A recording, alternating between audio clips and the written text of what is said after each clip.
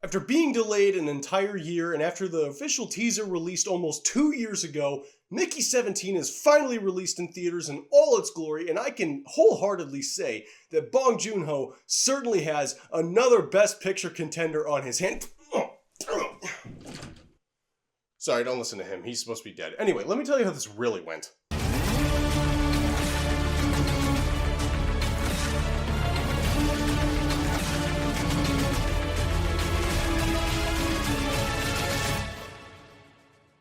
Mickey 17 is a film that I've been looking forward to for a really long time now, and it was one of my most anticipated films of the year. Because Bong Joon-ho, I really enjoyed his work when he made Parasite, which won Best Picture a few years back, and I absolutely love Snowpiercer, so I had a lot of faith riding on this one. Robert Pattinson's performance is easily the best part of the film. The fact that his best scenes are when he's interacting with himself is just incredibly impressive. I don't like you, but I'm you. I'm not you.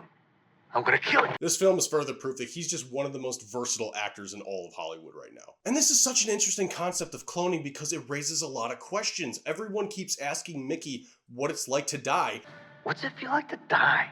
And even though he's got all the memories of his previous 16 bodies, Mickey 17 hasn't experienced death yet. And so while the company is treating him like this disposable resource, he himself is still an individual, and that's really compelling. However, the execution of said premise is less than impressive, but more on that later. That comes later. Steven Yeun is well utilized in this film, and I really enjoyed his performance. Naomi Aki is decent enough, but a lot of her performance, I would say like 2/3 of this film, is her and Mickey just being sexually experimentative with each other. Now, thankfully, they don't show a whole lot in graphic detail or anything, but they're just joking about a bunch of stuff that I could have done without.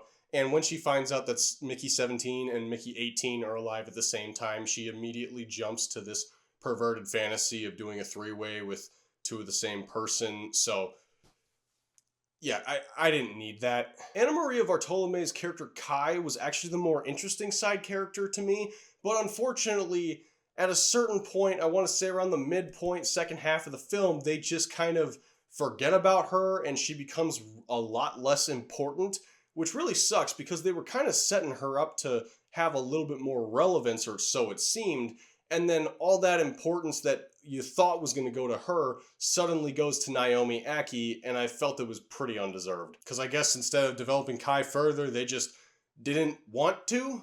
Nah, I don't really feel like it. Toni Collette was fine, reminded me a lot of her character from Knives Out. I mean, she's mainly there for comedic relief, doesn't do a whole lot with the narrative, and she's just got this constant obsession with making new sauces. Yeah. The real offender here is none other than Mr. Mark Ruffalo. Yeah, Mark Ruffalo. And how best to describe his character of Kenneth Marshall? Well, okay. He's a satirical parody of political figures while also being a vessel for commentary on religious propaganda. All of his supporters wear red hats with his slogan on it. He has a slight spray tan, and he talks like this. I mean, every now and then he'll talk normal like Mark Ruffalo does, but then every now and then he'll enunciate. He'll do this very emphatically. We exterminate every individual. Ring any bells? Oh, and he also has ambitions to create a genetically pure ethno-state, and they reiterate this point numerous times with all the subtlety of a blaze orange wrecking ball. So I know plenty of people might get a kick out of that kind of commentary and everything, but I personally am really not impressed by a movie that has to tell you how to feel without just presenting a concept or topic or idea and letting you decide for yourself how to feel about it. I'm also so sick and tired of Orange Man bad humor. It's just so played out, unoriginal, and at this point feels like lazy, low-hanging fruit. But the other thing too is just how immersion breaking that metaphor is to the overall film. Like, I don't know about you guys, but when I'm watching a fiction-based story, I don't want to be reminded of reality. I go into this mainly for escapism.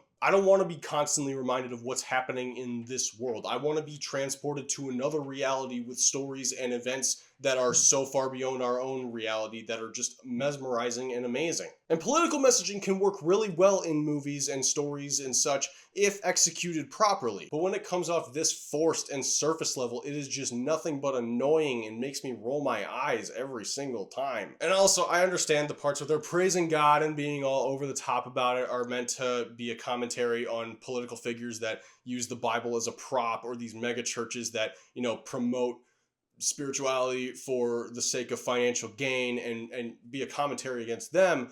But when you're bringing God into that kind of mockery, it just doesn't sit well with me, and I rebuke that wholeheartedly. On a more positive note, the film is visually really good. I don't have any complaints whatsoever with how it looked. I mean, it at least presented itself as believable, and there weren't any moments where I was like, oh man, that looks really fake, unlike another movie I recently reviewed. And there's plenty of decent humor in the film to make this a darkly comedic time, but I think a lot of that, for me, came from Robert Pattinson's just sheer goofiness in his performance.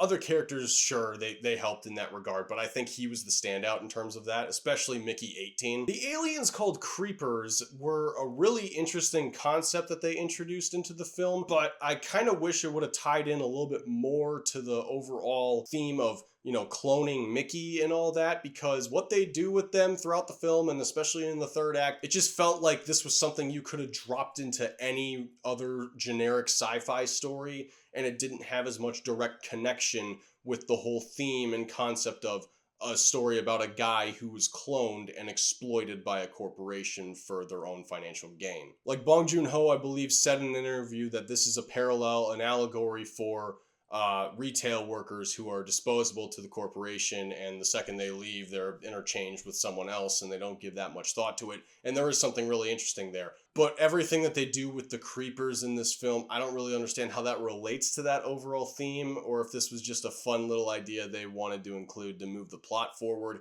If I'm missing something, please let me know in the comments. I would love to hear what you have to say, but as of right now, this is either completely going over my head or it just doesn't matter in the grand scheme of things. There's also so many moments in this film where characters just hold themselves back from doing something, and it honestly drives me nuts. Like, one character will threaten to kill another, and instead of acting on what their intent is, there'll be some super intense scene of them squabbling or whatever, and then right when the one has the upper hand, they'll slowly raise their weapon in time for another character to go, wait!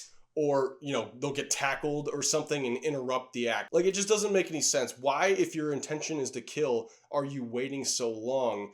Why wouldn't you just do it? I mean, this is clearly just something where it's because the plot demands it, but it happens so many times. I'm not even kidding.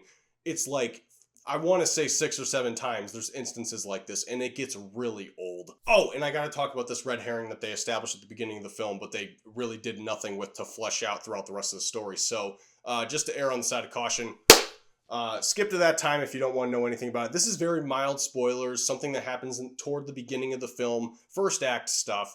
But I'm just going to put this up here in case you don't want to know anything about it and you want to go in blind. So we're going to get into very mild spoilers in 3, 2, 1. Mild spoilers begin now. So at the start of the film, when Mickey signs up to become an expendable, Holiday Granger's character Gemma is the one who is walking him through the compound and explaining all the different things to him, how the body printing process works and all that. And at one point, Mickey is walking behind her, he looks at the back of her head, and there's some narration, because there's a lot of narration throughout the film where Mickey's narrating the movie, and he makes some remark about how her hair smells really familiar. And then not long after that, we get this flashback origin thing for Mickey about how when he was 5 years old or something, his mom died in a car wreck, and at one point they show his mom. You don't see her face, but you see her from the back, and her hair is very, very similar to that of Gemma's. And right in that moment, I turned to my buddy next to me, and I said, I bet you anything she's a clone of his mom. No, her character just disappears and is never seen again after the first act, so that was really there for no reason whatsoever. So overall, I don't necessarily hate this movie or regret that I watched it, but I am kind of disappointed and bitter that I waited this long for this movie. It looked really good, and then it wound up just being kind of whatever. So for a score out of 10, I'm just going to give this one a 5 and call it a day. So Mickey 17, do you think this is the best movie of the year, the worst movie of the year? How would you say this stacks up against the other movies that Bong Joon-ho has directed? And do you think I'm completely wrong? Please let me know in the comments down below. If there's anything I missed or something that I'm completely misreading, I really would like to hear your opinions, but please don't be a jerk about it. No need to go at each other's throats. This is just a movie after all, not the most important thing in the world. I honestly can't stand all these tribalist arguments in comment section. This is film discourse. We can have different opinions and discuss them like adults. But if you want to show support for the channel, you can hit that like button. It helps with the engagement. Subscribe if you want more stuff like this. Hit the bell so you know when I'm uploading. And also, if you want other reviews that don't always make it onto this channel, click the links in my description. They'll take you to my other platforms where I post a ton of reviews for movies, TV shows, and video games. But until next time, guys, God be with you, and take care.